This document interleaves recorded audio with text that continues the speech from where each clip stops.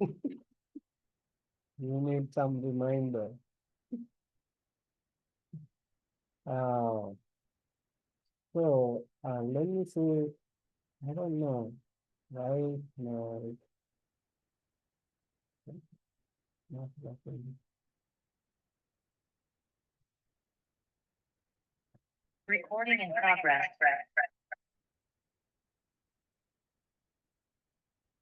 Let me see.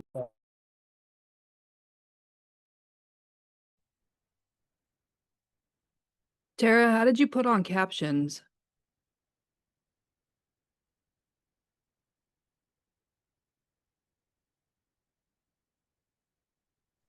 At the bottom of the screen, Mm-hmm. it shows this option to put on closed captions. I see participants, chat, react, share, AI, apps, record, and more. Is it under more? Oh, here it is. Yeah, it's under Right more. next to it. Ah,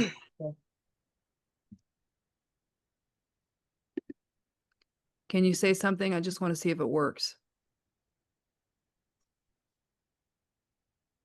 The closed captioning. Yeah. Hmm. Can you see it? Show captions. Ah, yeah, there it goes. Thank you. Absolutely.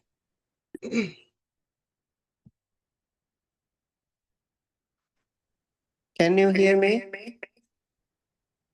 Yes, that's better. There is a Little echoey. Is that okay now? Yes. Thank Okay. you. Is it more clearer?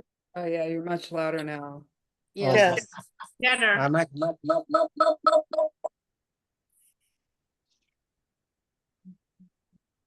Okay.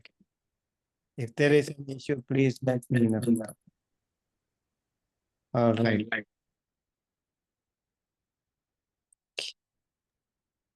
Let's go to. There's still echo. There's an echo, right? Is that okay? Now good. Now it's good. Okay, good. Thank you. Yeah. So we will move on to another picture here. Okay. So this is another picture that I want you to think of it and say something about this picture.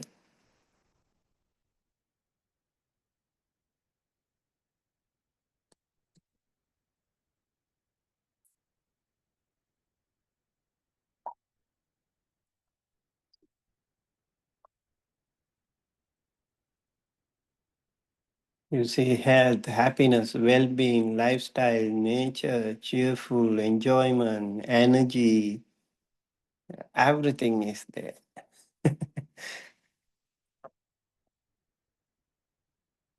Yeah.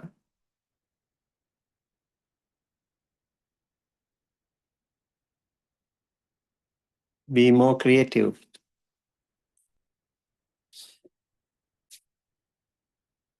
Say one sentence about this.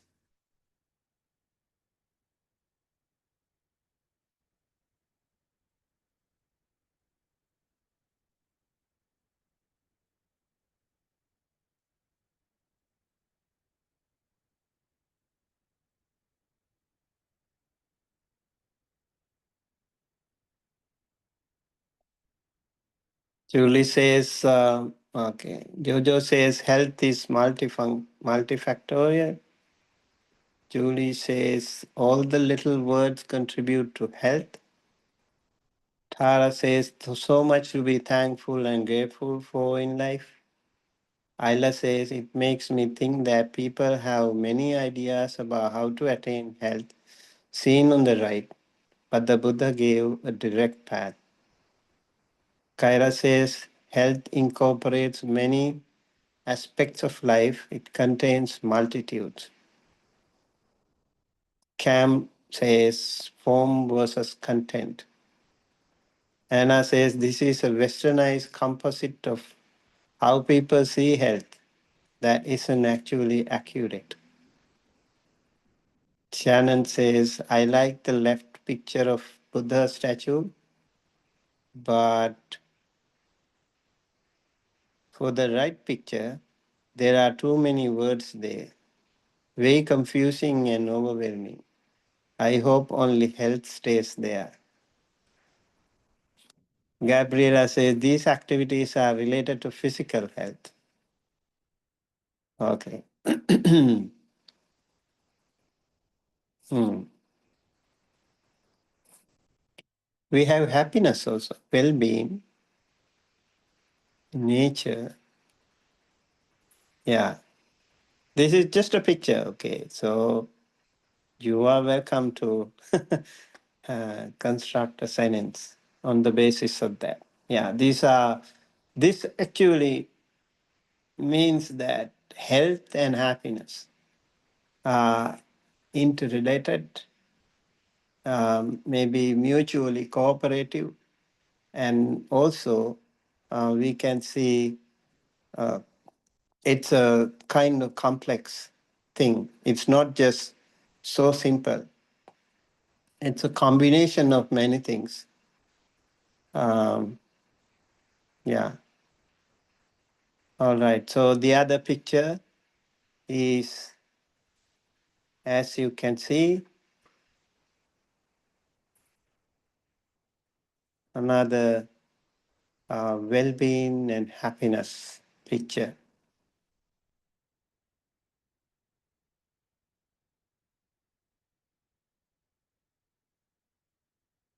Can see a family and also line of Buddhas.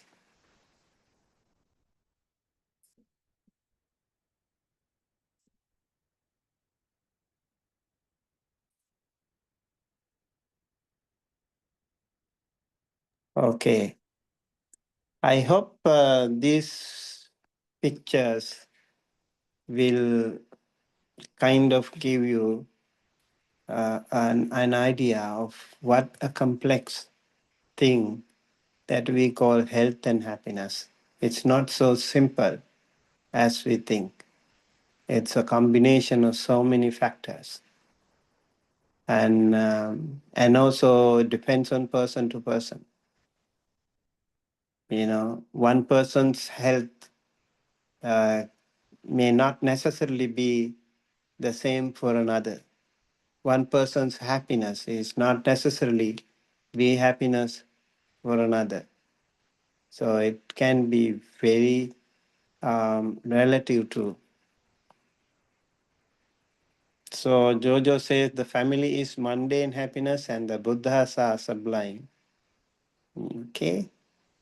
And Gabriela says health and happiness are related to relationships, family, friends, and spiritual practice. Nice. This is where your innovation comes into being. Anna says, my meditation practice intended to allow me to love with an open heart. Ayla says, the Buddha and the Sangha are one family.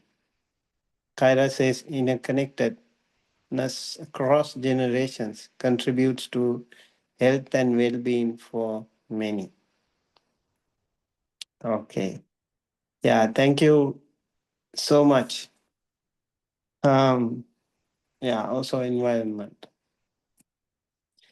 Thank you so much, everyone, for your contribution. And let's see what we can find as health definition according to WHO. Um, can somebody please read this thing? I read. Okay. What is WHO? That's a good question. World Health Organization. Okay. Health is a state of complete physical, mental, and social well-being and not merely the absence of disease or infirmity. The enjoyment of the highest attainable standard of health is one of the fundamental rights of every human being, without distinction of race, religion, political belief, economic or all social condition. The health of all peoples is fundamental to the attainment of peace and security, and is dependent of the fullest cooperation of individuals and states. The achievement of any state in the promotion and protection of health is of value to all. Thank you. Yeah, please continue. Unequal development in different countries is the promotion of health and control of diseases, especially communicable disease, is a common danger. Healthy development of the child is of basic importance. The ability to live harmoniously in a changing total environment is essential to such development. The extension to all peoples of the benefits of medical, psychological, and related knowledge is essential to the fullest attainment of health. Informed opinion and active cooperation on the part of the public are of the utmost importance in the improvement of the health of the people. Governments have a responsibility for the health of their peoples, which can be fulfilled only by the provision of adequate health and social measures. Thank you, Gabriela. So this is the WHO definition on health. You can see, so this paragraph maintains WHO's core principles while incorporating language and concerns that resonate with Buddhist educational context, emphasizing interconnectedness, universal compassion, and holistic well-being. We can see true health encompasses the complete flourishing of body, mind, and social relationship, and extending far beyond the mere absence of illness or physical weakness. This holistic understanding aligns with the Buddhist emphasis on the interconnectedness of all aspects of human experience. Universal access to optimal health constitutes a fundamental human right, transcending all boundaries of ethnicity, spiritual tradition, political perspective, or socio-economic status. This principle reflects of the Buddhist teaching of inherent dignity in all sentient beings. So, yeah, so the definition of health according to WHO. Let's also go to happiness definition. We already heard from you what was happiness to you. So, yeah, can somebody please read this small paragraph? I'll read it. Happiness definition from Britannica. Happiness in psychology, a state of emotional well-being that a person experiences either in a narrow sense when good things happen in a specific moment, or more broadly, as a positive evaluation of one's life and accomplishments overall. That is, subjective well-being. Happiness can be distinguished both from negative emotions such as sadness, fear, and anger, and also from other positive emotions such as affection, excitement, and interest. This emotion often co-occurs with a specific facial expression, the smile. Excuse me, the smile. Thank you. Thank you.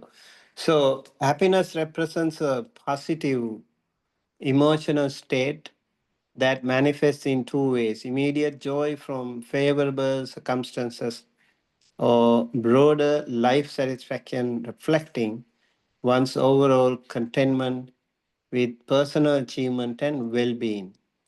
It differs from both negative emotions, sadness, fear, anger, and other positive feelings, love, excitement, curiosity, are typically accompanied by the universal expression of smiling. So, this understanding of happiness as both momentary pleasure and deeper life satisfaction resonates with Buddhist teachings on the distinction between temporary sensory pleasures, kama sukha in Buddhism, it is called, and the more profound contentment arising from spiritual development and inner peace. So, yeah, so the well-being, psychology, emotion, smile, you can see they can also be interconnected. And sometimes people still, they can smile without being happy. They can sometimes fake, but smile. If you can smile more, that can make your heart more wholesome, and your emotions can also become better if you continue to smile with a good positive framework. And let's also talk about how these things are interpreted in Buddhism in some of the suttas. So these definitions of health and happiness can be um, oops, camera is off, you say?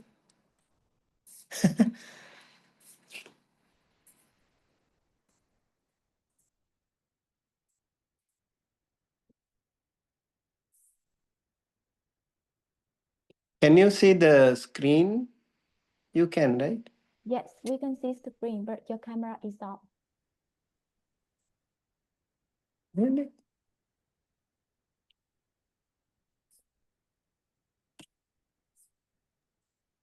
His camera is on. He's just using one screen for the voice and the other for his camera. Oh, Yes. really? I don't realize it. Thank you. Yeah.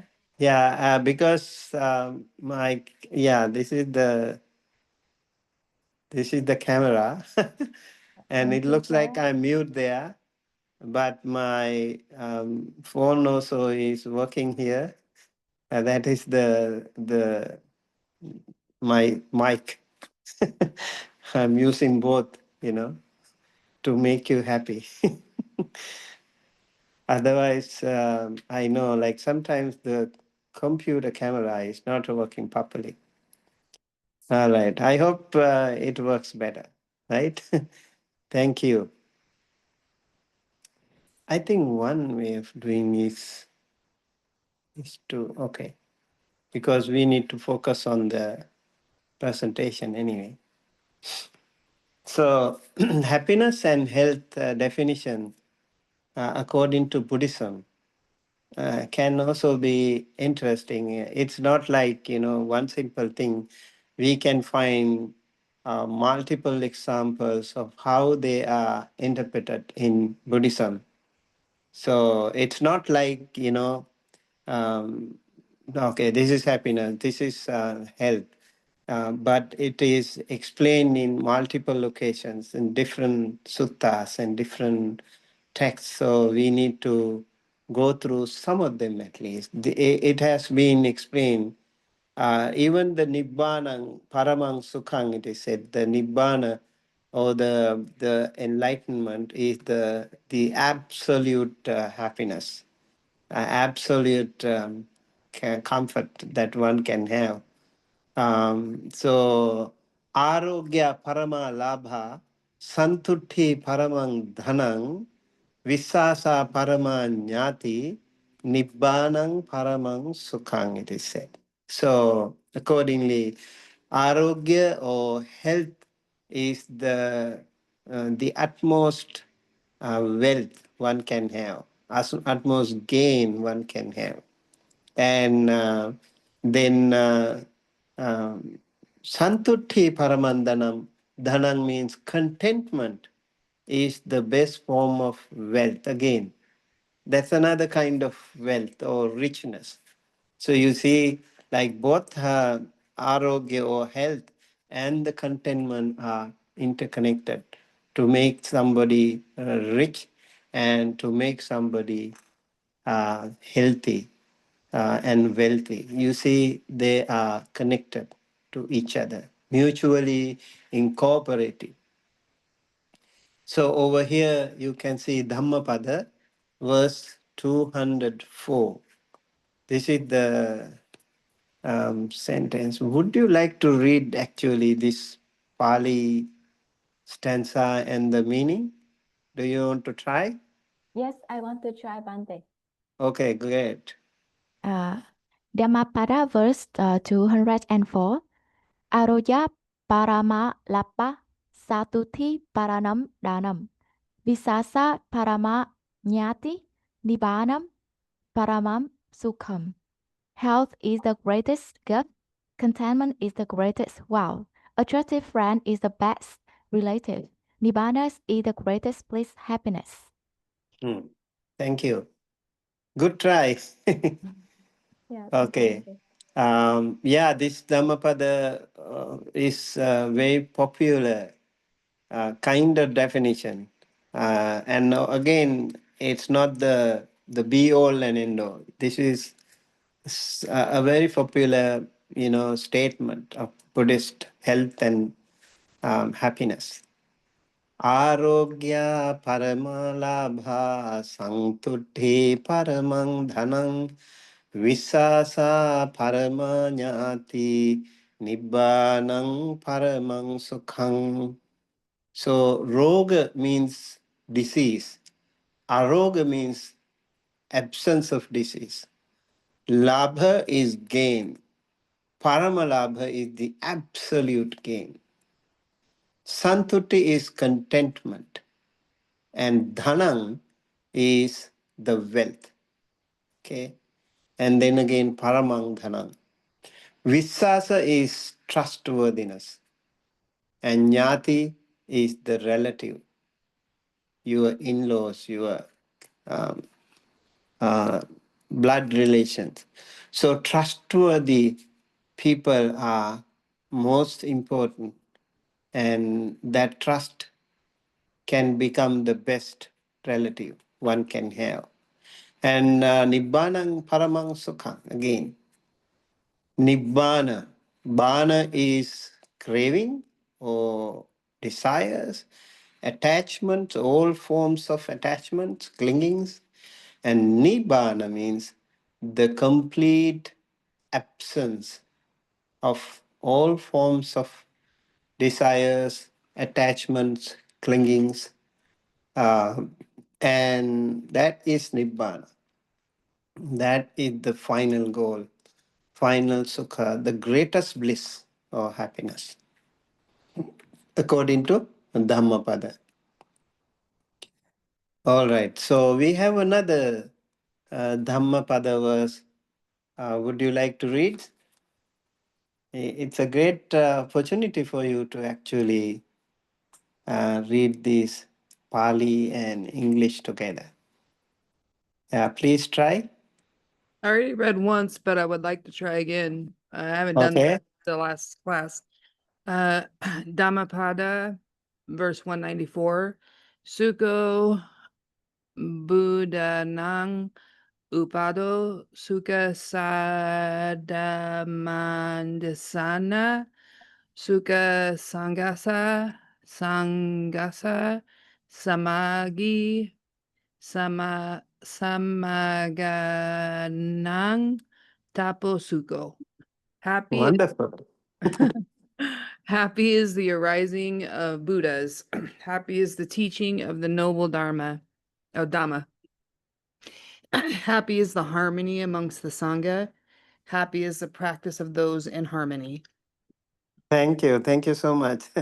That's actually a great try, Anna. Yeah, I think this is what I want every one of you to try.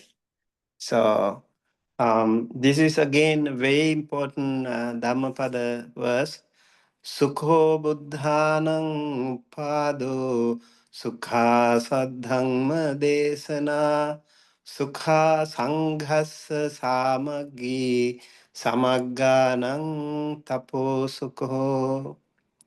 So over here, again, sukha is happy. You know, we have different kinds of sukha. Sukha also is the opposite of dukkha. You already know dukkha. And we really can't interpret again dukkha with just suffering. It is such a multi meaningful term. So, sukha, again, here is one sukha is buddhanang upado. Upada is birth, buddhanang is of the Buddhas. So, whenever there is a birth of the Buddha, it's really, really happy news to everyone. Sukha sadhamma desana. And when the Buddha teaches the Dhamma, that itself is such a great joy, happiness to many, many innumerable sentient beings. It's not only to humans, but also to many celestial beings. Sukha sadhamma desana. Sukha sanghassa samaggi. Sangha is community, community of practitioners. It could be monks and nuns. It could be devotees, male and female devotees. And their unity is again such a great happiness. So when we are together, you know, it makes everyone so happy. And if we have a division among us, it makes everyone suffer. So, unity is a really important factor here. United we stand, and divided we fall. And samagganang tapo sukho. Samagga means those united ones. Of those united ones, tapa is practicing meditation together, practicing together by those united ones is again such a great bliss, such a great happiness. That is the meaning of this beautiful Dhammapada stanza. Okay, so you see here different interpretations in different occasions, but they can all contribute together to make the word more meaningful. Okay, so over here we have two types of health. One is physical health, the other is mental health. So I think even in WHO and modern psychology and everyone, when they try to interpret, they can also incorporate these two, physical health and mental health. But I'm sure the way the Buddhism explains things like, the absence of greed, hatred, and delusion, hardly anybody talks about these things, right? So when you are away from such defilements, the kind of purity in your mind is truly, truly amazing. So mental health can be really improved that way. And when you are mentally healthy, mentally stronger, your physical health can also be improved leaps and bounds. So we could take a great look at these factors in Satya Vibhanga Sutta of Majjhima Nikaya. Majjhima Nikaya 141. In Majjhima Nikaya middle length sayings, there are 152 suttas. So this is the um, last part of the 3 sections of Majjhima Nikaya. This sutta is a really important sutta again. And the Buddha's first teaching, first sutta discourse is called Dhamma Chakka Pavattana Sutta. Dhamma Chakka Pavattana. So the rotation of the wheel of the Dhamma. And that's how it started in Saranath Isipatana and in the Deer Park in modern day Sarnath city. And over there, the Buddha explained the Four Noble Truths and the Noble Eightfold Path. And that is the very summary of the entire Buddha Dhamma. And in Satya Vibhanga Sutta, you can see this precise version of Dhammacakkappavattana Sutta is very well explained in detail. So also Satyavibhanga Sutta was preached by Venerable Sariputta, the great disciple of the Buddha. So the first disciple of the Buddha is Venerable Sariputta. First means like what we call Agga Savaka. He is the foremost among all the other great monks. And he was also the foremost among wise monks. So Venerable Sariputta was explaining about the um, the sutta, the Noble Eightfold Path and the Four Noble Truths here. Over here we have another very interesting sutta. Everyone, we have actually repeated this sutta many times, and I would like to invite any of you to please read this one, this sutta, the English version. And after that, I would like to ask Gabriela to do some exercise for us. Okay? Before that, maybe somebody can read this.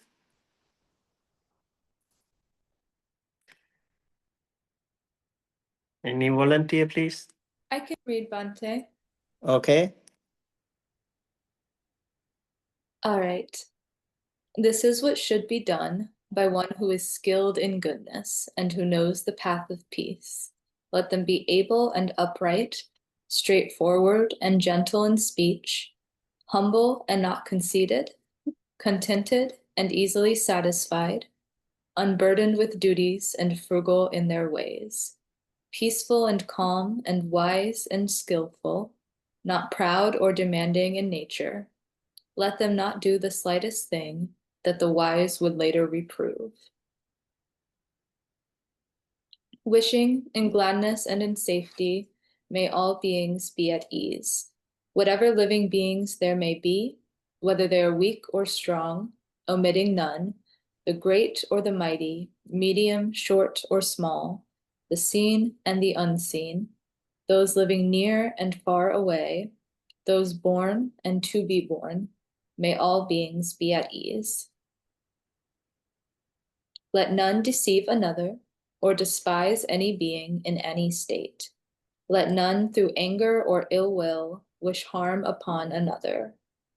Even as a mother protects with her life her child, her only child, so with a boundless heart should one cherish all living beings. Radiating kindness over the entire world, spreading upwards to the skies and downwards to the depths, outwards and unbounded, freed from hatred and ill will, whether standing or walking, seated or lying down, free from drowsiness, one should sustain this recollection. This is said to be the sublime abiding. By not holding to fixed views, the pure-hearted one, having clarity of vision, being freed from all sense desires, is not born again into this world. Thank you. Thank you, Ayla.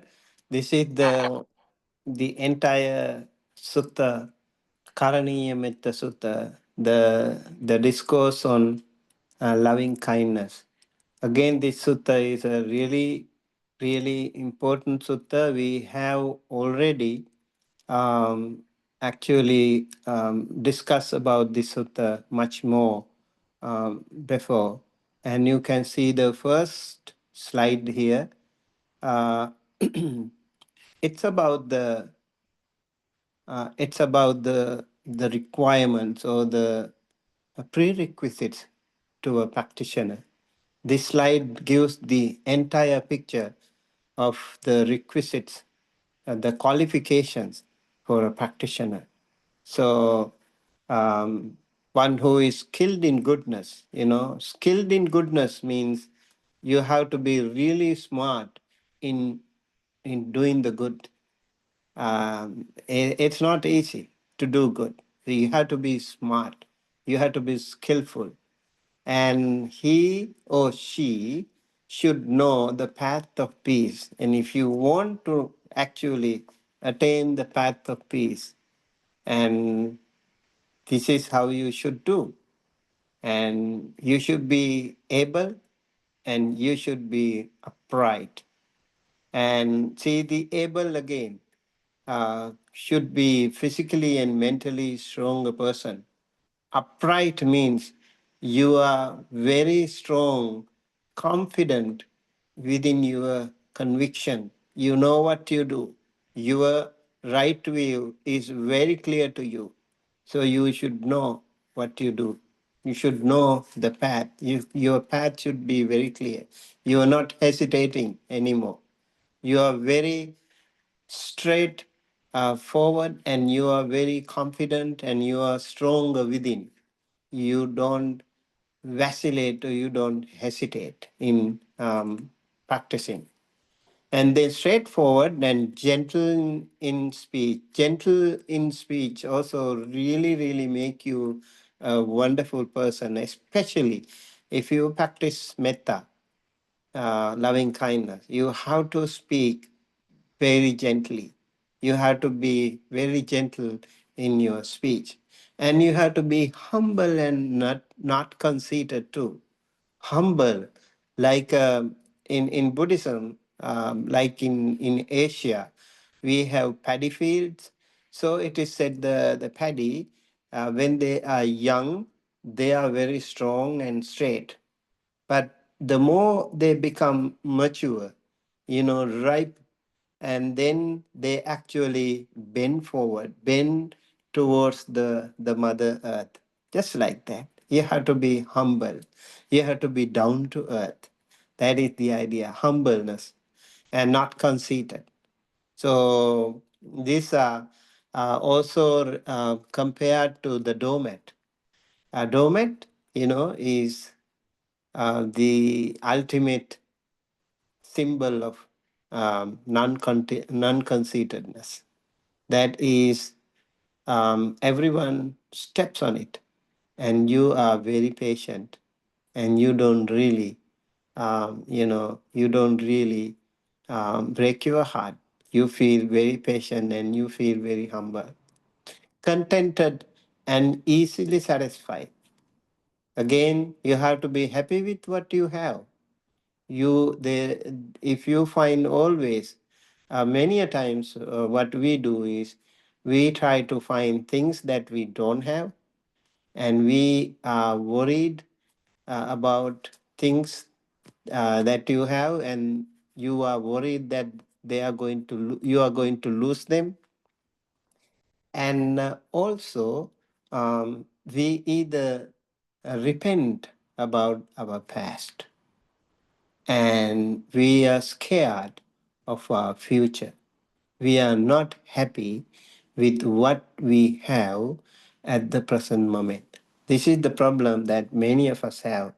So, over here, contented and easily satisfied is again another really, really powerful qualification, a prerequisite for a practitioner, unburdened with duties.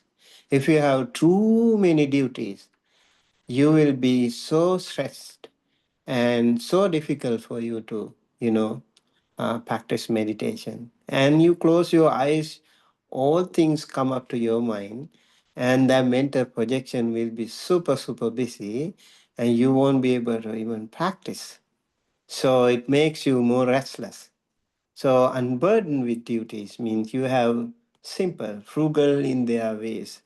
You don't have, you have a very balanced character. Temperament can be much more smooth that way. And peaceful and calm and wise and skillful. You see, these are also part of the qualification. You have to be peaceful, you have to be calm, and you have to be wise, and you have to be skillful. These are really important things when you practice. Like wise and skillful, for example, you need to know what to do and what not to do. You have to recognize your own mistakes and your own strengths. It's like the SWOT analysis. You know, you should also um, abandon your mistakes and cultivate your good things. And you should not allow others' mistakes, others, faults into your life, others' wrong habits into your life. And also, you should be able to absorb others' good things, others' wholesome practices into your practice. You could incorporate them. So this is how to be wise and to be skillful, and not proud or demanding in nature. Again, it's like contented and easily satisfied. It's also related to that. Let them not do the slightest thing that the wise would later reprove. Even the little mistakes, even the little things you don't want to commit. You want to be absolutely pure in your conduct. You would be very mindful. You would be very concerned about all the wrong things because you worry that the wise people, those spiritual friends will reprove. They will not agree with you. So if you continue to think that way, your conduct, your wholesome spirit can grow much more richer. And then we can practice this loving kindness. You can see, may all beings be at ease, whatever living beings there may be, whether they are weak, strong, omitting none, everyone, mighty, medium, show small, seen, unseen, near and far, born and to be born, all including. When you practice, you can send loving kindness to all of them. Their gladness and safety. And beautiful, this one, let none deceive another. So beautiful and so powerful. Despise or despise any being in any state. You don't want to despise anyone. It's like not looking down upon anyone, but also appreciating someone's goodness. Let none through anger or ill will wish harm upon another.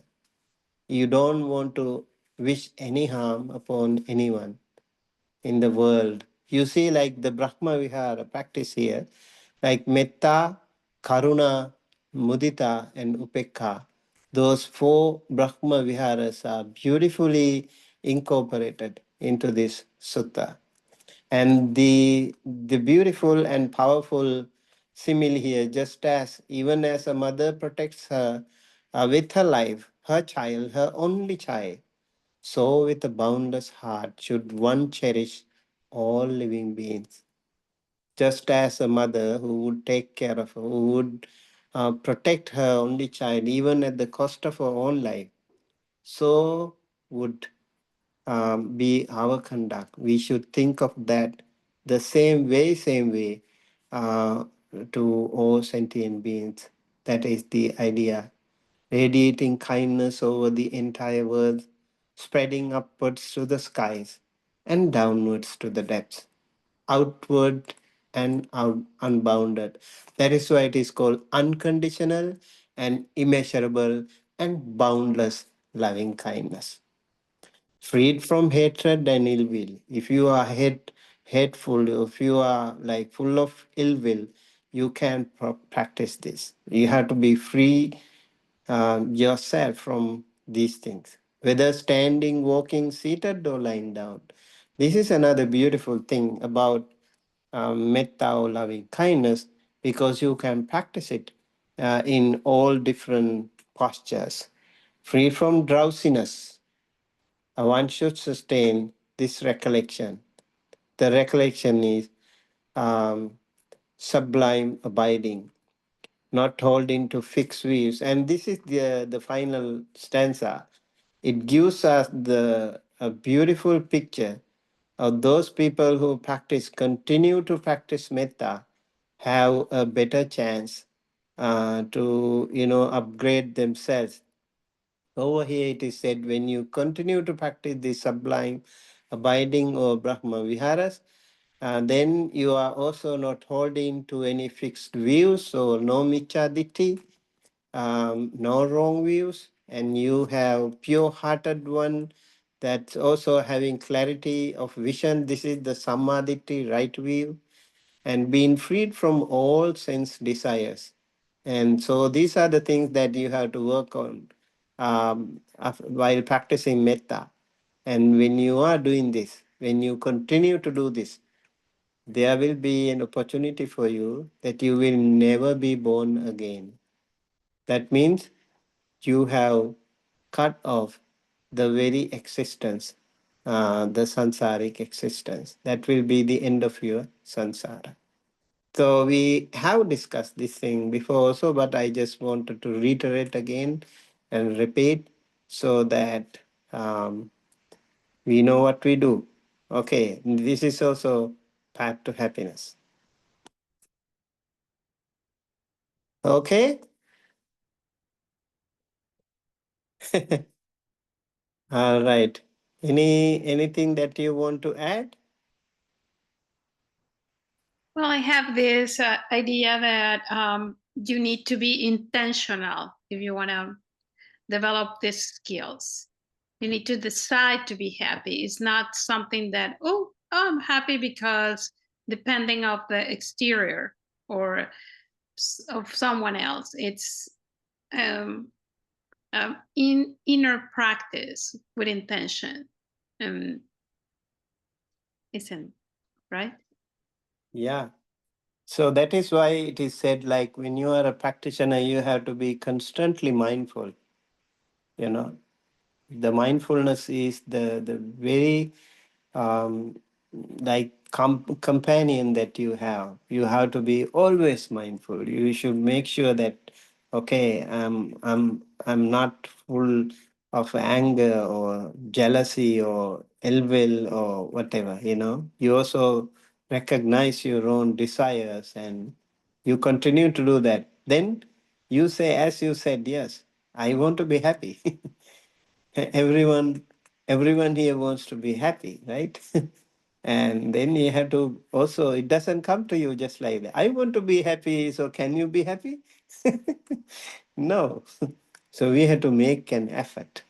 It will not come to you just like a piece of cake.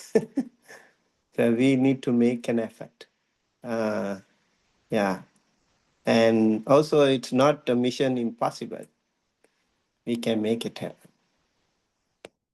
All right. So with that, I would like to invite Gabriela to do some activity. Yes, thank you, Bante. This idea it's coming from the retreat because we were very tired at the end of the day, but the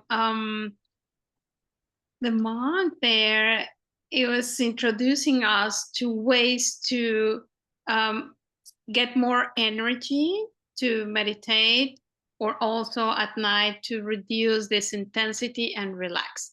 But for our purposes now is to identify first in a scale of 1 to 10, and 10 is super stressed or tense in your body or tired, and 1, and of course, less tired or stressed. Just if you can rate right now, how is the state of your body from 1 to 10 in the chat? I'll say I'm in 7 now, so it's pretty tense now. I've been sitting for so many hours with clients, so. And this is a practice, a Qigong. Okay, remember, yeah, your number. And you will see, I'm gonna count only 1 minute with this practice or so, and no more than 2 minutes. And it's a Qigong practice. And we are going to awake our body with soft tapping.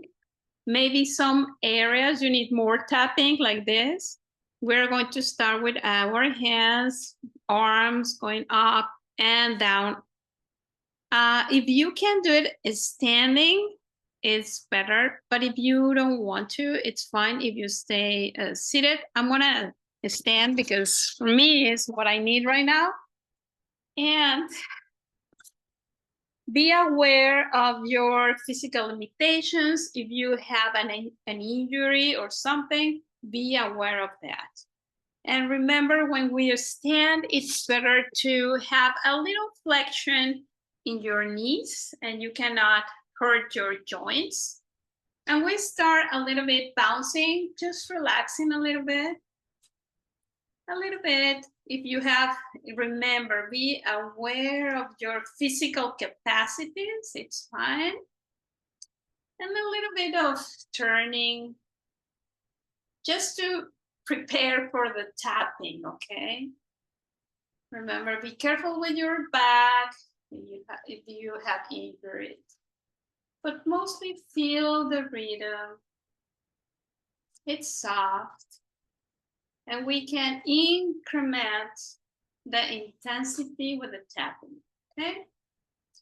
So we are telling our bodies that it's time to move, to let it go. Pay attention on your breath if you want it. And try to connect with the soles of your feet. That you are here in this space. Okay. So now we're going to start with the tapping. Select the intensity. And we're going to tap the arm up and down the other side.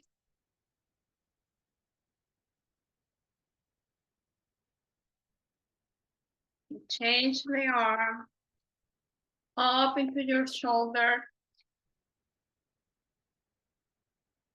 Remember the back. Okay, now if you want to do a kind of this form and in your chest.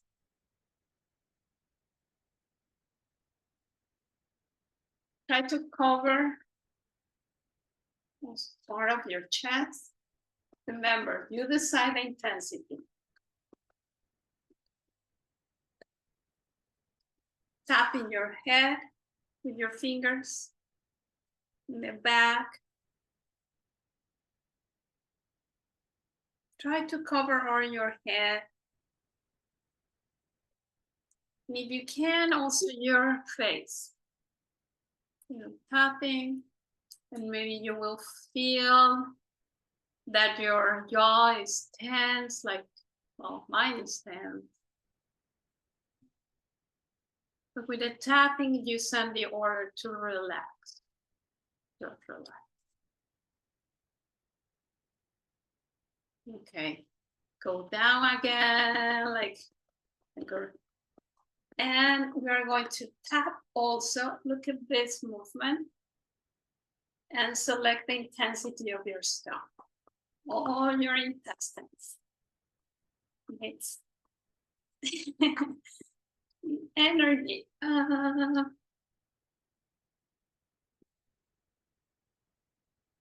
Okay, and now we're going to go to your legs, onto your feet, come back, and the back of your legs, your feet, the other leg. Ah, that feels good. Your feet, the massage, and yeah, in the back. And if you can, go to your back a little bit, go. And the back of your legs.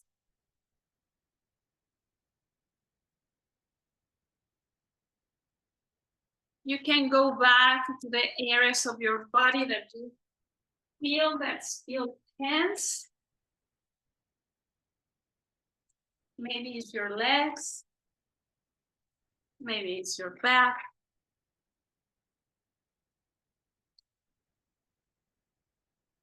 And if you are now ready, just feel the vibration of your body, right?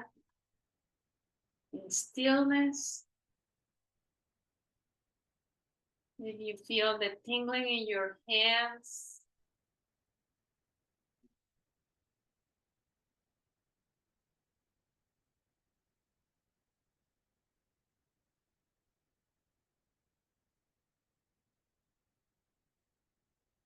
With your breath. And now from 1 to 10, just feel if you're less stressed or more energized. Remember, 10 is stress. And let's see how this change right now.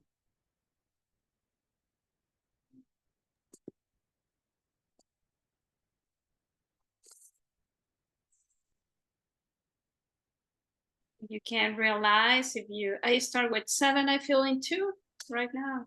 And I That's amazing. Thank you so much. so Oh, thank wonderful. I think it really worked better for everyone, right?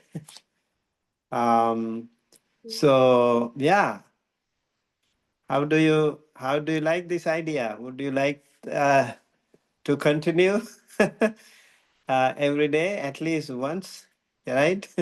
I think that will make our class more. Um, Shannon still jumping. Okay, yeah, continue to tap, continue to be more energized. Really appreciate Gabriela. Please give her a big hand of applause.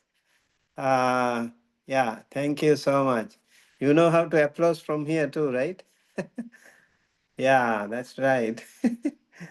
Okay, thank you very much, Gabriela.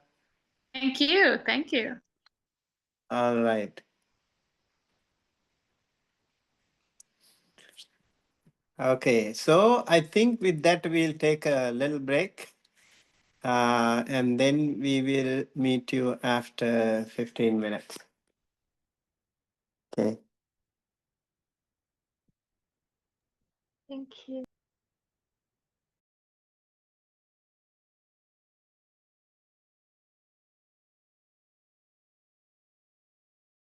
The-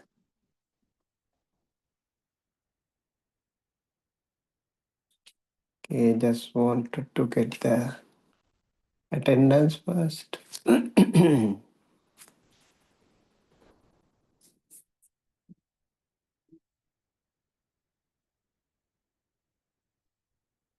Right, thank you. Okay. That's so wonderful, and I hope you had a good break after Gabriela's exercise. And also would like to ask for more people to join, maybe other people also, if you like, you are welcome to conduct a session like that. If not, Gabriela has to continue. Yeah. Anyone else would like to, do something like this? Maybe you can have a completely different format. That'll be perfectly all right. Shannon, are you saying something? No, Okay. I'm just saying I don't know how to do yoga. Yeah. You don't have to be yoga. You can do anything, exercise, just jumping, even something to make people awake. Also, Yeah, I need to think about it. I don't know yet. yeah. But Okay. thanks. I'll think about it. Okay. You think about it. And other people are also, yeah, you think of it. And yeah, I think New says she can conduct yoga session next class. Wonderful. Okay. Make sure you do it like within maybe 5 minutes to so you give the best. And also other people are invited. Everyone is invited. If you like, that will be nice. Okay. Thank you. Thank you so much. This is great going. And also with that, we started this Sutta Karani Nimitta Sutta. And over here we learned the Brahma Vihara, right? What does Brahma Vihara, the four Brahma Viharas, Metta, Karuna, Mudita, and Upekha, they represent Buddhism's most comprehensive framework for cultivating both genuine happiness and holistic well being, known as the divine abodes or sublime states. These practices transform the mind from states of suffering into boundless positive emotions. So, if you want to be happy, if you want to be healthy, these four Brahma Viharas would be the best tools one can have. Okay, each Brahma Vihara directly contributes to health and happiness. Metta dissolves anger and promotes emotional warmth. Karuna alleviates cruelty and fosters healing connection. Mudita counters jealousy and generates joyful contentment, while Upekha transcends attachment and creates inner peace. Together, they form a complete system for mental purification and social harmony. Even modern research confirms what Buddhist practitioners have long known. Regularly cultivating these divine abodes reduces stress, enhances immune function, improves relationships, and increases life satisfaction.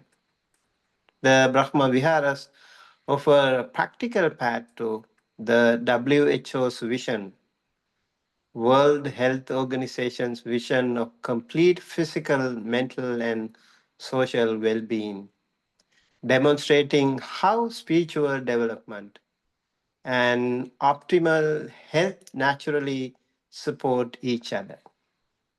Okay, so these sublime states represent the Buddha's prescription for both individual flourishing and collective peace, making them essential teachings for anyone seeking authentic happiness and comprehensive wellness. Okay, I hope this will be a really good beginning. Now you know the tool to be healthy and happy.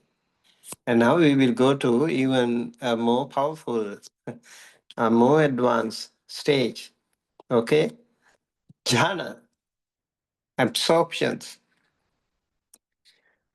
Over here, we need, in Satya Sutta, this comes under Sammaditthi.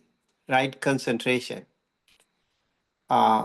We have 5 hindrances or nivarana. Nivarana is the one that covers the nirvana, okay? One that hinders the path to nirvana. This is these are the 5 hindrances. Kama Chanda.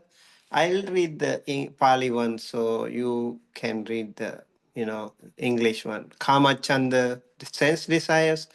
Vyapada. Sometimes it is also called Vyapada, ill will, and Hina Midha, sloth and torpor, and Uddhacha Kukucha, restlessness and remorse, and Vichikicha, doubt. So these are the 5 hindrances that can hinder your path to happiness and good health. If you have these things, that will somewhere, somehow hinder your final goal, but also in between the mundane, not only the supramundane, but also the mundane goals of your life can be hindered. So, very important to think of it, be mindful, and whenever you have something, sense desires, ill will, sloth and torpor, restlessness and remorse and doubt, you have to think of it, how to overcome them. And then, when you are in the jhanic stage, these are the beautiful jhanic factors that you can actually have, and applied thought, sustained thought, rapture, bliss, and one pointedness or unification of mind. So, vitaka is the applied thought.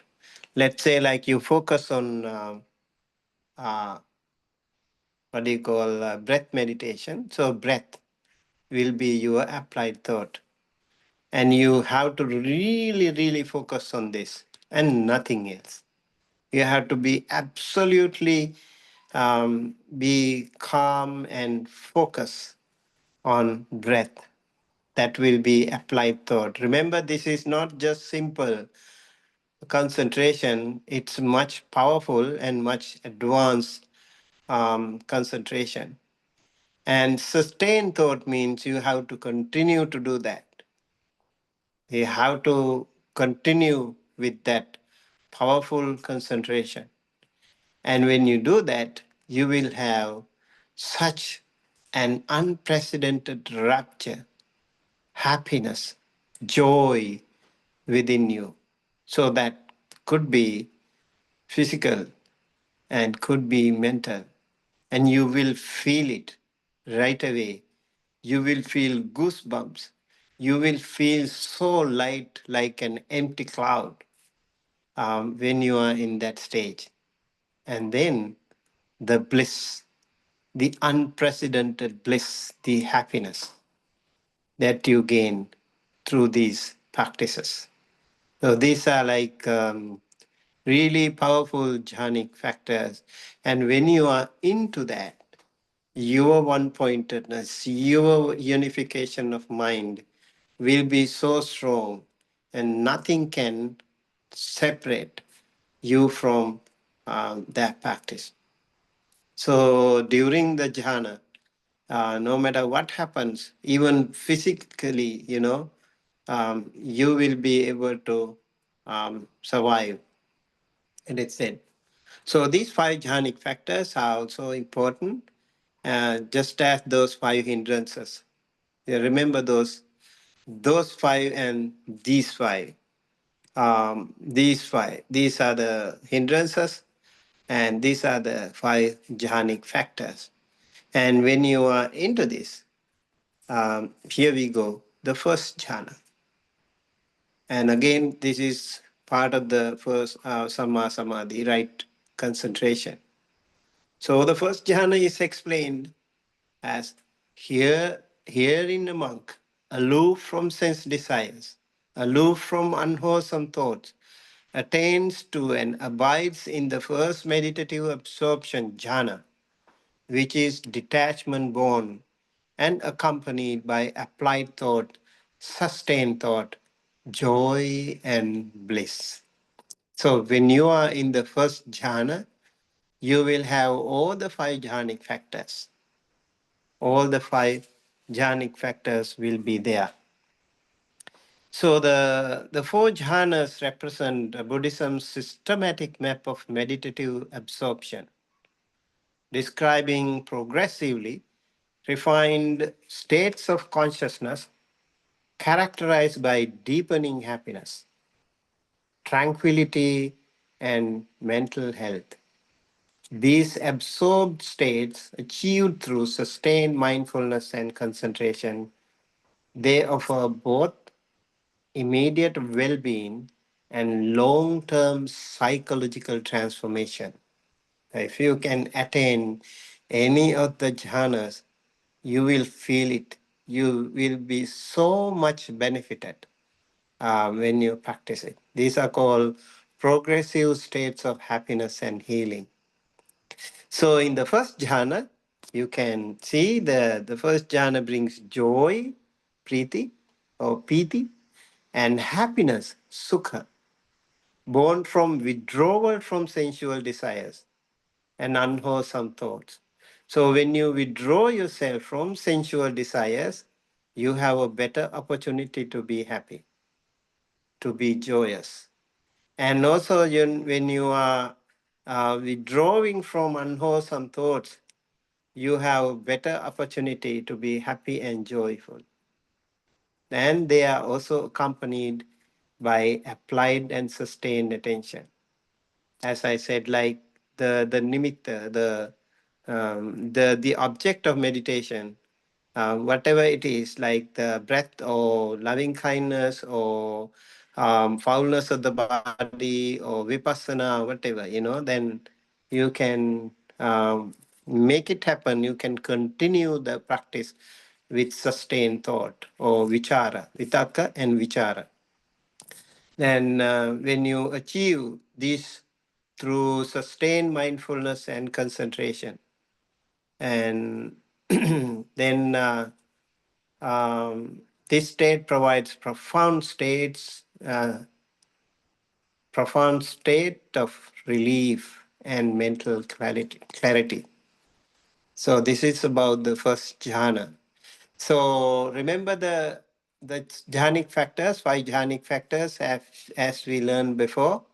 Vitakka, applied thought. Vichara, sustained thought. Piti, rapture. Sukha, bliss. And Ekagata, one-pointedness. What happens in the first jhana, you have all these five jhanic factors. And when you go to the second jhana, you will see something missing. By allaying applied and sustained thought, he attains to and abides in the second jhana, which is inner tranquility, which is unification of the mind, devoid of applied and sustained thought, and which has joy and bliss. So when you are into this level, second jhana, you don't need that applied thought and sustained thought anymore. You will be there right away without the vitaka and vichara. That is the advance you have. So first jhana, for example, you have to continue to practice for a long time. And it is said jhana vasita, like you should be able to go to the jhana whenever you want. You should be able to come out of the jhana when you want. You should be able to practice or stay in the jhana as long as you want. So there are like jhana vasitas. You need to make it such strong practice and continuous practice, repeated practice, so that you are pretty much confident you can go to jhana right away. And then when you further improve, you can go to second jhana without the vitaka and vichara, applied and sustained thought. That is the idea here. So the second jhana deepens this happiness through the stilling of mental chatter creating unified concentration with continued joy and bliss. And the mind experiences greater stability and emotional balance.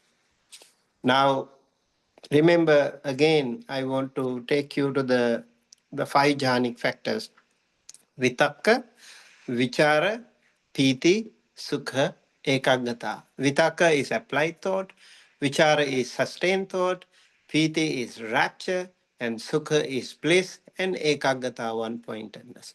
So in the second jhana, we already noticed Vitakka and Vichara are gone. You don't need that anymore. And in when you go to the third jhana, the Piti also will be gone.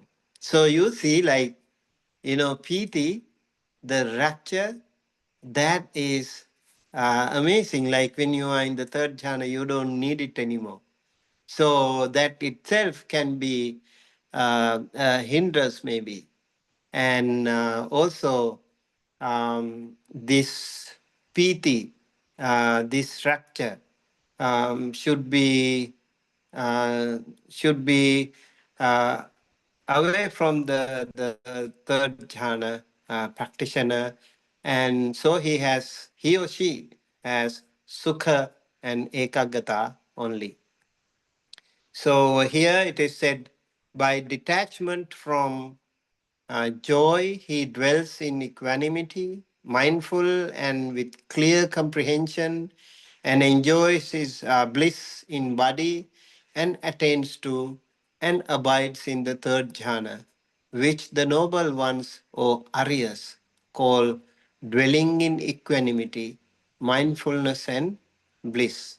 So these are the things that we have when you are in third jhana. So the third jhana transcends rapturous joy while maintaining sublime um, subtle happiness and mindful awareness, cultivating a refined contentment free from mental agitation.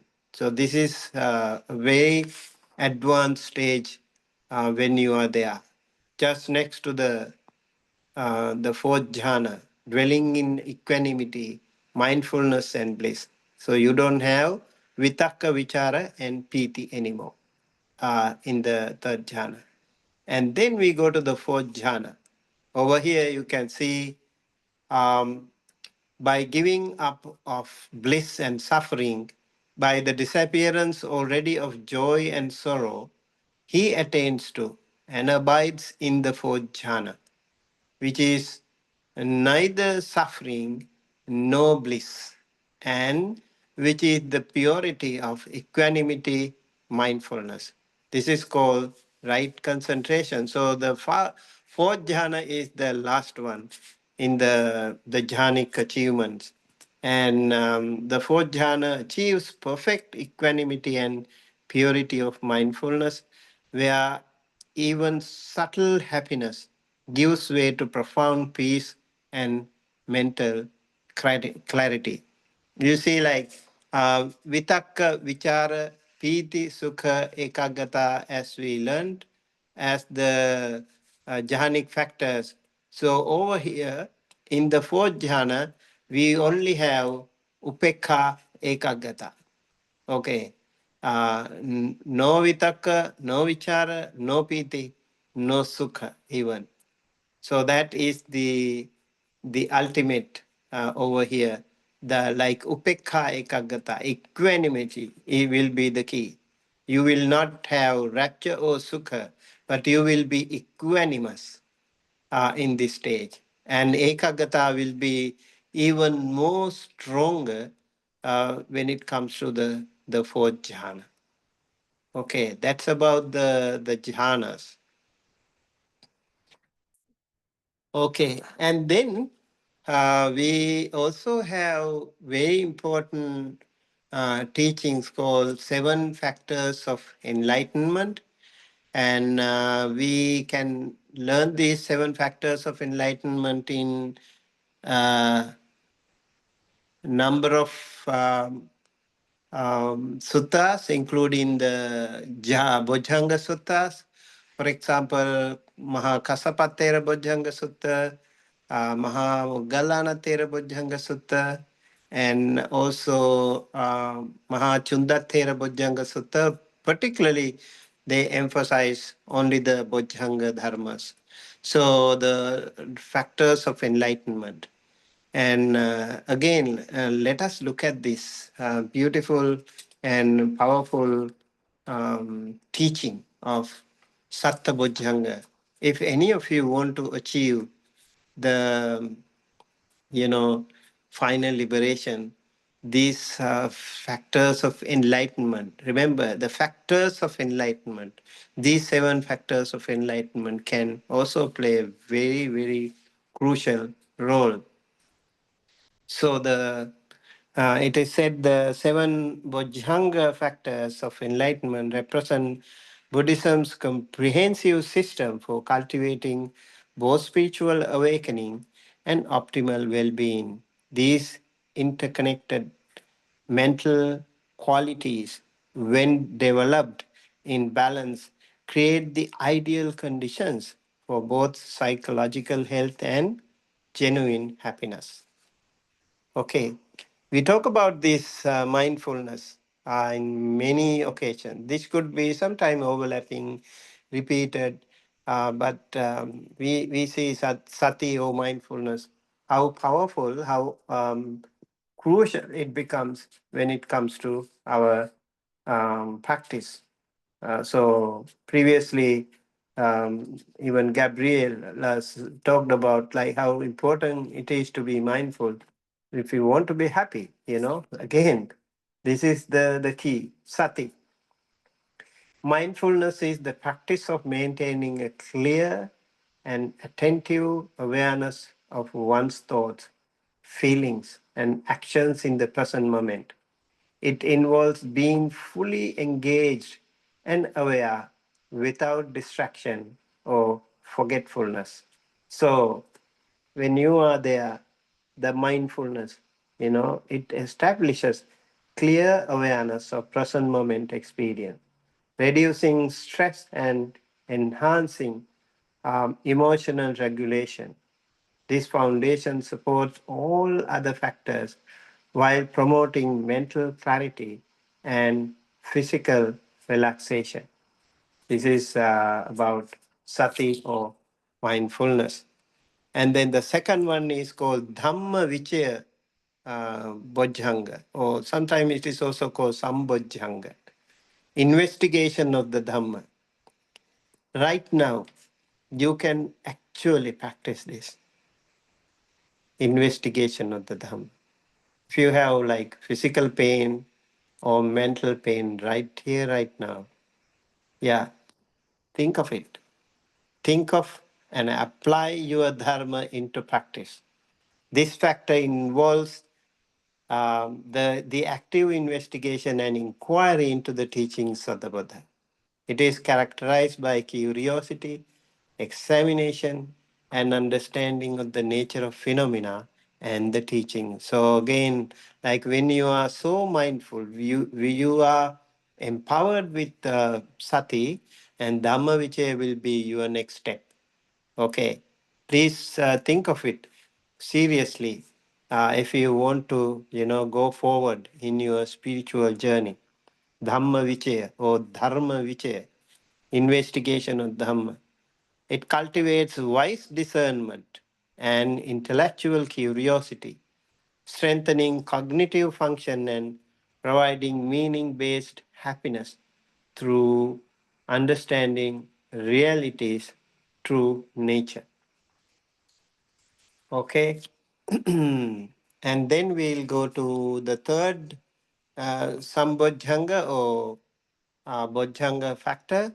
Third factor of enlightenment. This is called virya or energy. Energy, we all need energy. And energy or diligence. It is the quality of enthusiasm and effort in practicing the Dhamma. It involves persistent effort and determination to overcome obstacles and engage in wholesome practices. So we learned this thing in Samma Vayama also.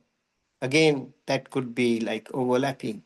So, like we said that before, how to overcome your negative qualities and how to inculcate others' wholesome qualities and your own negative qualities, and how not to allow others' negative qualities into you, and also how to cultivate further your own positive qualities, wholesome qualities. These are like part of the virya or energy. You can really make it just like that without making effort and an effort. You really have to make some effort. So virya or energy or effort generates balanced motivation and vitality, countering depression and lethargy while maintaining sustainable enthusiasm for wholesome activities. In five hindrances, we learned about thina middha, sloth and torpor, and virya or energy will be the key to overcome, counterattack the sloth and torpor. And then we'll go to the other one, piti, joy or rapture. You see again this piti could be little, maybe subtly different, but almost can be like very much related to that. So joy or rapture is the feeling of deep satisfaction and happiness that arises from practicing the Dhamma and experiencing its fruits. It's a state of inner delight and upliftment that supports further practice. So you can see PT, the function, the rapture or joy, even in as a jhanic factor, we already learned about that. Vitakka vichara piti. That will be there in your first jhana, in your second jhana, and yeah, not in the third jhana though.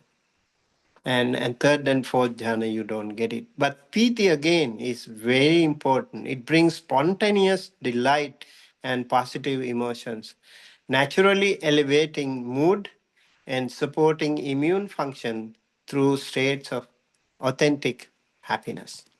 You see, like we were talking about health and happiness.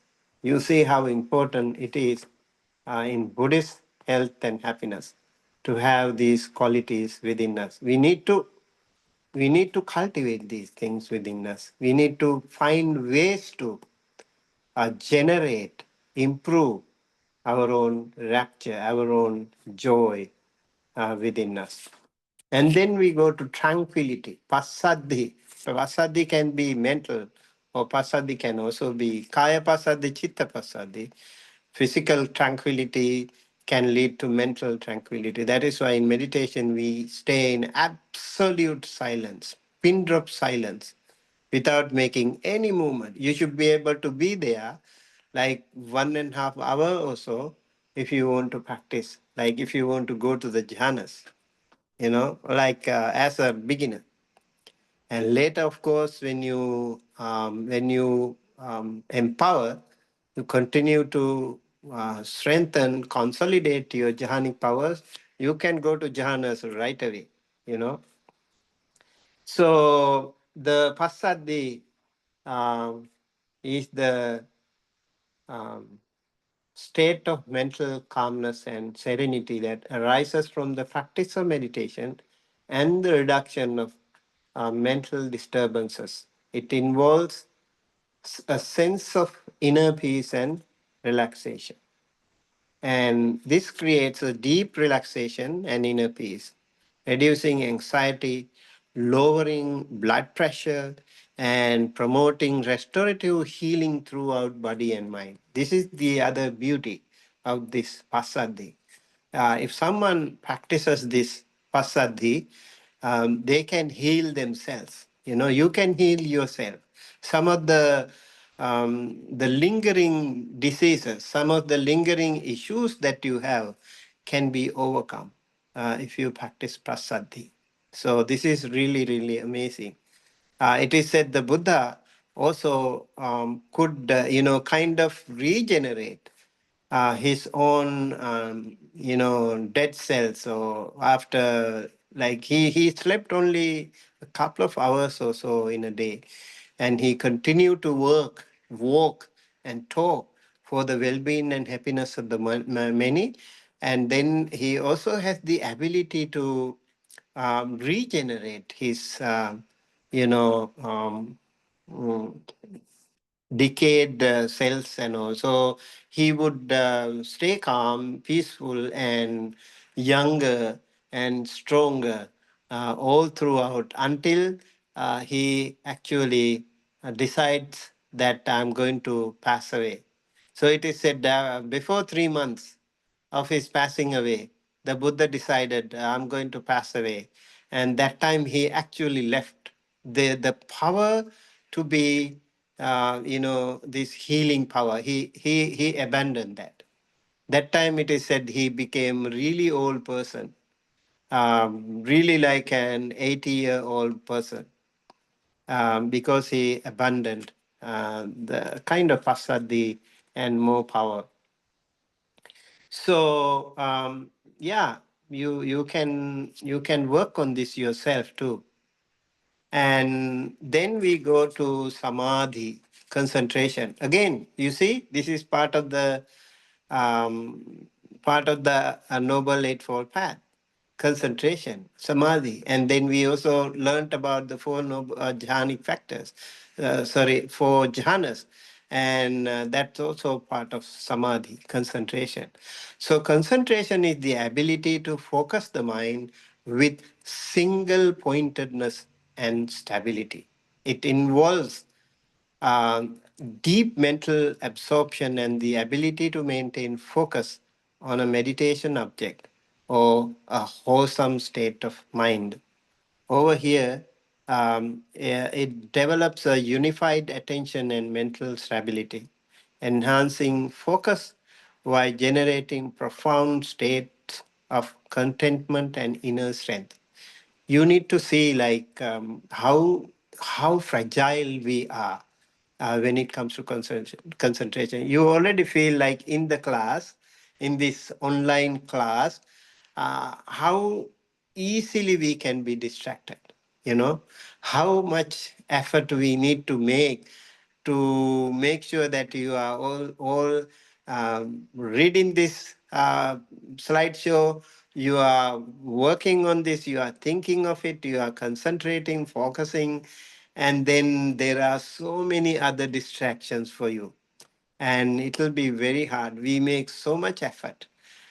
So similarly, in meditation, concentration is very, very hard to attain. And concentration doesn't happen just like that. We need to make sure that we are physically and verbally better disciplined in order to attain that mental concentration. Then only the concentration is possible. That is why Sila, Samadhi, there are like, three hierarchical steps that we have: Sila, Samadhi, and Panya. Sila is the verbal and physical discipline that we have, and then concentration or Samadhi is the mental discipline that we have. When you have the powerful concentration like the jhanas, nobody can disturb you. You don't even feel anything happens to you. I remember recently there was um, one person. He was, I think, during the COVID it happened. Just when the COVID started, it is said he was practicing meditation, and then suddenly there was a lockdown notification, and the other people were rushing back to home, and they were searching for this man. He was practicing in the vihara, and they asked, the other people were asking what to do now. He is practicing meditation. The Bante said, let him practice. And what happened actually, he decided already that he would get up from the meditation only after 6 days. That's amazing. He already had decided to stay in meditation for 6 days. No eating, nothing. So continuous meditation, continuous focus, so deep, and he could not hear anything from anyone. And what happened? The people he took they took this person and they took him to a room in the vihara. And it is said after 6 days only he woke up from his concentration, woke up from his jhanas. So that is the power of jhana. You don't feel anything when you are in that powerful jhana. So this wholesome state of mind, again, is a really, really important practice. Let's go to the final Bojjhanga Dhamma. We call it equanimity or upekha. Remember, this is in its ultimate form. It is the arahanta or the enlightened person who have this capacity, perfect enlightened equanimity. But then we also should work on our own way, how to be balanced in our life, ups and downs, sad and happy, suffering, loss and gain. All these things are there, like good name, bad name, fame. We kind of have these vicissitudes. We call 8 vicissitudes. They are there in our life. So how to balance, how to be in the middle path, how to practice Majjhima Patipada. This is a perfect example of equanimity. So in the Ratana Sutta, it is said, you are like a strong pole or post, well rooted, that the winds from the 4 directions cannot shake you anymore. You are such unshaken. You are in a such unshaken state of mind when you are having the equanimity. So equanimity is the quality of remaining balanced and undisturbed by external conditions and internal emotions. It involves maintaining mental calmness and impartiality regardless of circumstances. So Upekha establishes balanced awareness that remains stable amid life's changes, providing resilience and sustained well-being regardless of external circumstances. So when harmoniously developed, these 7 factors create an optimal state of mental health, free from suffering, while naturally radiating wisdom, compassion, and joy. They demonstrate how spiritual development and psychological wellness are fundamentally inseparable. Okay, so that is about the 7 factors of enlightenment. Right. I hope you are awake. All right. Yes. So I would like to give you an activity. I think it is better if we can do that. Do you want to go for a maybe we have only short time, but I still like to, if we can go through those articles that I have shared in the Google Classroom about the um, peace, what do you call, happiness and health. Please open those articles side by side, maybe one article as you wish. Maybe over here I can ask Anna, Gabriela, Shannon, and Isla, also Khaira, to open the first article.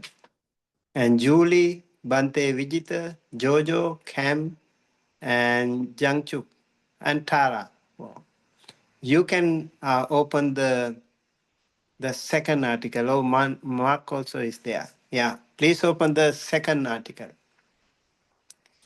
And let's take a little time. You don't have to go through the whole thing, but try to figure out. We can discuss here. You all can individually explain about the health and happiness according to Buddhism.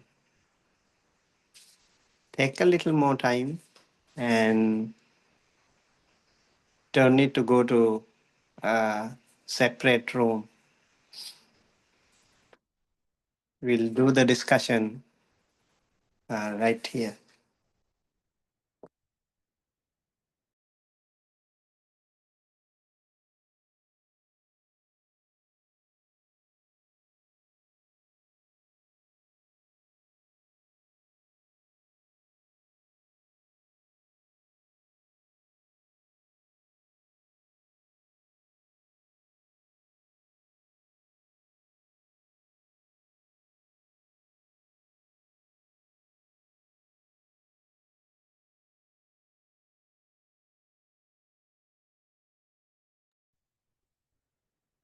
Monty, where are the articles?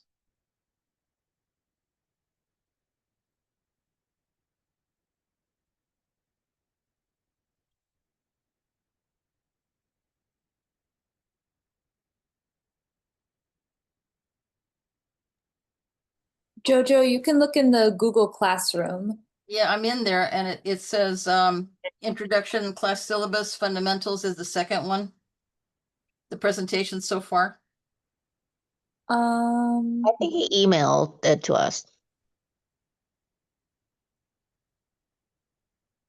So number 2 would be which one?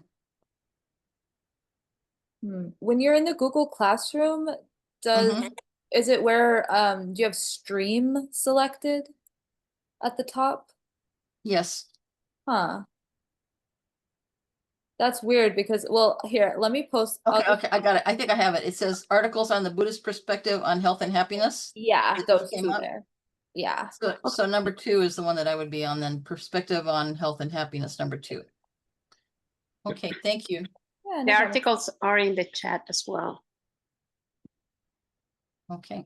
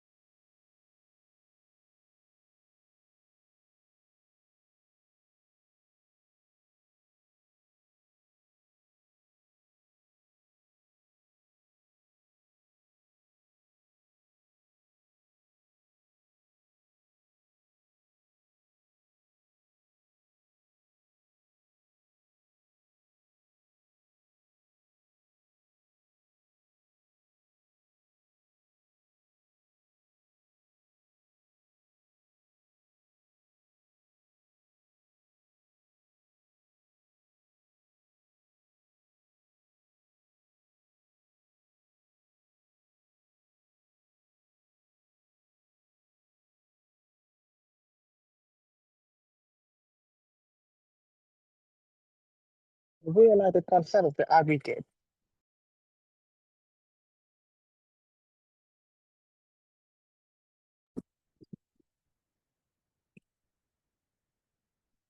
Excuse me?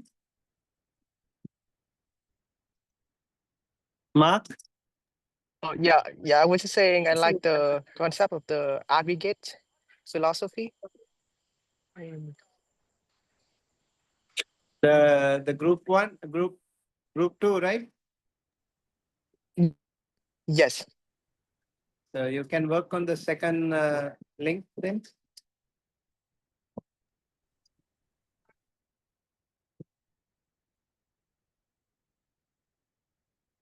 Yeah, let's wind up in few more minutes and then we'll come back to the discussion.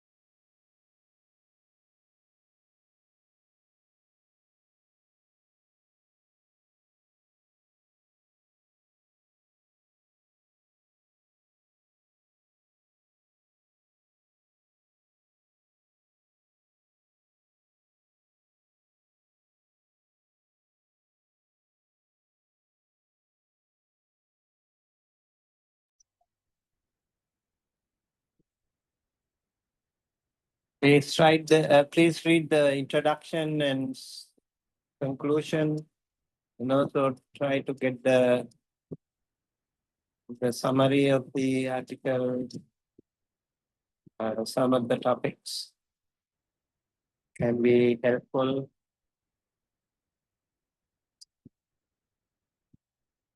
All right.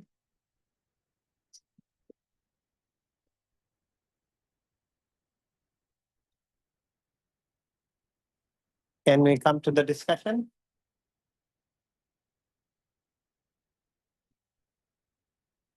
Group one. Please raise your hand if you are in group one. Yeah, I mean, you need to use the reaction, I guess. Yeah, that way you will be on top. Okay. Okay,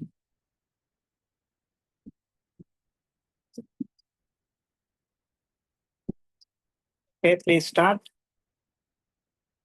Ayla. Sure. So this article was looking at the Buddhist perspective on health and seeing how it compares with some modern, more scientific perspectives on health. And there's definitely some overlap. And, you know, modern, especially modern mental health treatment, like cognitive behavioral therapy, have adopted the idea of mindfulness. And there was one other form of therapy that was mentioned that was, I think, called compassion based, or what, oh, compassion focused therapy. But it also, the article mentioned that sometimes these forms are, you know, it's taken away from the context of the full Buddhist practice, and just having almost like a secular view of mindfulness. So, you know, maybe from our perspective, it might not be as effective, you know, maybe missing some parts to just practice the mind, you know, because in the Noble Eightfold Path, it's right mindfulness. It's not just any mindfulness. So I liked the point that there kind of needs to continue to be collaboration between Buddhist practitioners and medical professionals to come together to figure out how to take care of people. And it made me think about how we have a lot of people who work in healthcare in this class that are also interested in Buddhism. So it makes me very excited for what that future will look like. Thank you. Thank you. Maybe due to lack of time, we'll see like one more person from the group to say a few words. Okay, so yeah, basically I agree with Ella. Just another point mentioned that there are like several therapies related with Buddhism concept like mindfulness, compassion, but they also mentioned the research that the development of those therapists and a connection with research did prove that the Buddhism concept works well for the treatment physically, especially mentally. Yeah, and I just want to add this point. And also, there's some therapists that are really interested and to know more and may help me personally. Okay, that's what I want to say. Okay, if that is the case, I can give one more person a chance. You can make it short. Kyra or Gabriel. If it's all right. I think that from a personal perspective, looking into the article and looking over everything, that it incorporates with the not only the scientific findings of like Buddhism and practice can be helpful in the health field for increasing like mindfulness, decreasing certain stressful situations. Actually in the article, I thought it was really interesting that it mentioned that it increases the gray matter density in areas associated with attention, emotional regulation, and self-awareness.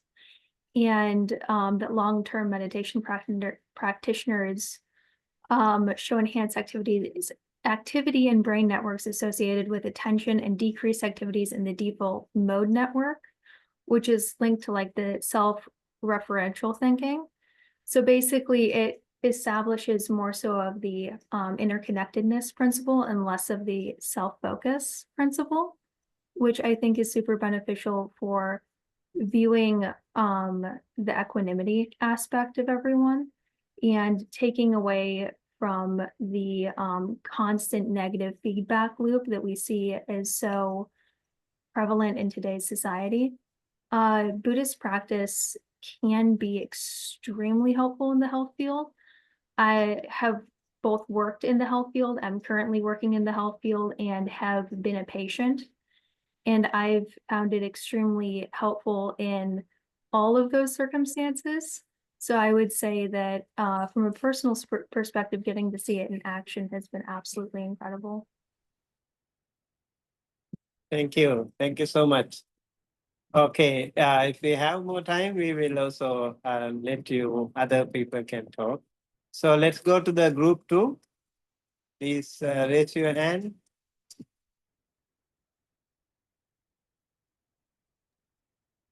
Okay, Jojo, you can start until the other people come back. Okay, this is some really fast reading because that was a lot of material there. So I kind of skimmed on quite a bit of it, but basically the Buddhist perspective on health and happiness emphasizes a holistic aspect of both mental and physical dimensions that are rooted in the Buddhist life of the 5th century BCE. That was Buddhist time. And it was based on the Four Noble Truths, the nature of the path to suffering and its sensation, and that true happiness arises from the understanding of impermanence and experiences that foster an ethical conduct in a person and a comprehensive framework for personal and communal well-being. The two schools, the Theravada and the Mahayana, differed slightly, as the Theravada emphasizes individual insight and practice, whereas the Mahayana expands to focus and include collective welfare and compassion. And there is further development of the meditation and mindfulness, which has now gone towards the Western societies and taken hold. And it's being used for mental issues, anxiety, depression, but there's a fear that it might corrode the basic teachings. So there's a little bit of caution that is felt needs to be taken there to maintain the trueness of the teachings. The Dhammacakka Pavatana highlights practices that foster the mindfulness and concentration, linking them to mental clarity and emotional balance, mindful breathing and psychological resilience. Holistic factors enhances self-awareness and compassion. And the Brahmaharas go towards building positive relationships, not only with yourself, but with those around you in your community and beyond. And that's what I got. Thank you. Thank you so much. I also would like to invite the other people to say in the chat, like you can also discuss briefly, while maybe two more people can say a few words.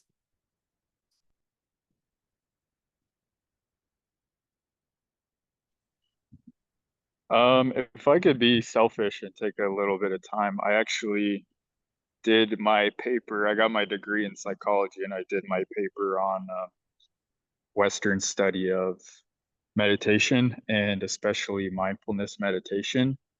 And I found a few insights about what the article talks about, and a lot of research has indicated that there are several distinctions between meditations, and it's a lot to cover. So there's exteroceptive attention, so concentration on external senses like sight, like the kasinas, or focusing on the flame meditation, that's exteroceptive. And then there's interoceptive awareness, which is like subtle sensation, like awareness of the breath, or light touch, like feelings of the air on the body. And also thoughts, thought awareness is considered interoceptive. And very interestingly, they found a way to measure insight through what's called a insight. I forget the specific name, but problems that require insight to solve, like certain riddles that require complex abstract thinking, and especially restructuring the way, the natural way someone considers solving a problem. So if you guys have heard of the 9-dot problem, we have 9 dots and you have to connect all the dots with just 4 lines, and people try and, whatever way to use 4 lines to connect all the dots, and no one thinks to extend the lines beyond the square. And so that's a kind of problem that requires insight, a breakthrough. And so they found that this very common program that they use is John Kabat-Zinn's 10-day mindfulness meditation program. And they found that with this program that focuses on interoceptive awareness, that people are able to, and they're measuring this all neuroanatomically and neurochemically, and they found that that there's 4 components to insight. And let me check the time, sorry. That people, and what I'm trying to say with this is why Mahayana, it seems to be a lot more prevalent and a lot more easily accessible to the secular Western world is because this sort of insight meditation is more accessible. Because the thing is too, just blatant, like plain, like the way bodily awareness without focus on interoceptive attention, subtle sensations like actual like posture awareness, what's more common to Theravada bodily awareness, actually inhibits insight when taken out of context of an actual livelihood. Like, you know, as a practicing monk, it's constant, it's every day. It's more of a focus of building the strength of concentration in general, and then insight is related to jhana factors, but Westerners don't really understand that. So the immediacy of interoceptive awareness, more readily available insight meditation that comes from Mahayana, like Zen meditation, is much more accessible to lay practitioners who can't afford to endure this constant practice of sati. But what's interesting to me is Okay. that Yeah, can you sorry. please wind up? We have to conclude the class. Yeah, Yeah, my thank you bad. so much, Cam, for your insightful um, insight into this discussion. I'm sorry we can't actually give everyone a chance because of the time restrictions. I myself wanted to actually explain more about our class, but I think we don't have time enough.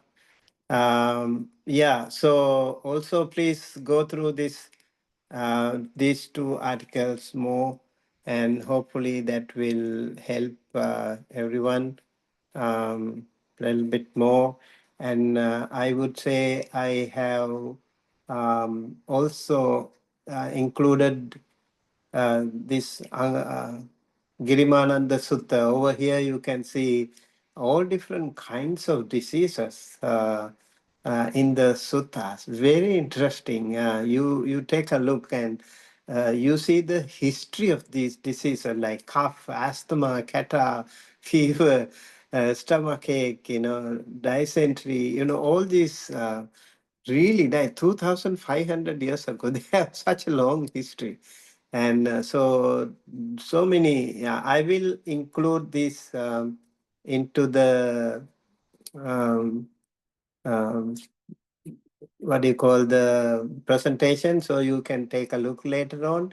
So these are the dasa sanya or 10 perceptions according to um, this Girimananda Sutta, that I'm sorry I could not explain all these things, but I'm inviting all of you to take a look and get some more idea about the 10 perceptions and how these things can be incorporated into the lesson today. And I just want to quickly come back to this topic. Final recap: in-class writing exercise in place of mock exam is going to be taken place on September 22nd. So instead of what do you call mock exam, we will have this final recap that will be like just like that, but we invite everyone to be a part of it. If it's not required for other optional students, but we would like to invite you all to be a part of this writing assignment. And also, I will share this. I have already shared this over here in the group. so you can take a look. And so I strongly encourage you to treat this seriously, as it mirrors the final exam format and will help you feel confident and prepared. So yeah, then also we have assignment 2 coming up. Due date is coming up September 7. So yeah, please make sure you are ready, and hopefully you can also take a look and try to conclude your assignment, second assignment. And before that, if there is anything more that I hope I could also take a look. And thank you again, everyone, for the class. I hope it was very good, and also really appreciate everyone's contribution today throughout this class. I hope you all had some new experience, and yeah, continue to give your feedback so that we can, try to make it more meaningful. um, Sorry, it was little bit lengthy. We could not finish the whole thing, but it's okay. We don't have to bombard with so much information. It's important that you can also read them, learn them in your free time. Yeah. Okay, so with that, I would like to conclude today's class, and thank you so very much, everyone. Wish you all long life and good health, and the best of luck to continue your path. And I really, really wish you all to be happy and healthy. That is my sincere wish to all of you. With that, I conclude, and please say, in one word, how you felt about the class today. Thank you, Bhante. All those wishes back to you also. Thank you. Thank you.